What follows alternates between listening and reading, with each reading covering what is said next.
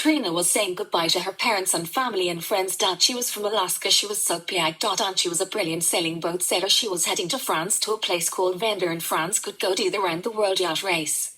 It was called Vendor Globe. Her friends and parents had saved up enough money and she was a doctor so they could get a sailing boat for the race. It was waiting for her. Vendor in France. Treene had her flights to Vendor. She caught her flights to Vendor in France. She got her surfing boat ready for the race. Next day the race was ready to start. There was a good wind and the boat started off for a couple of days. The weather was good, but then there was a great storm. Treene but got caught up in that. She tried to keep it from thinking, but she couldn't stop it. Her boat went down and she got into her life raft. She didn't think she was going to make it, but she prayed. It seemed to last forever, the storm, but suddenly it stopped. She was in the middle of nowhere with no one else around. She thought she was going to die, but all of a sudden Orca popped up his head. Treene wasn't afraid and she asked once, would he help me? He disappeared and she thought she was on our own again with Orca brought her a fish. Treene said thank you. Treene had no way of cooking the fish, so she eaten it raw. She was happy for many weeks without her knowing. The Orca guided life raft, hitting his nose of the life raft her to land where she was rescued.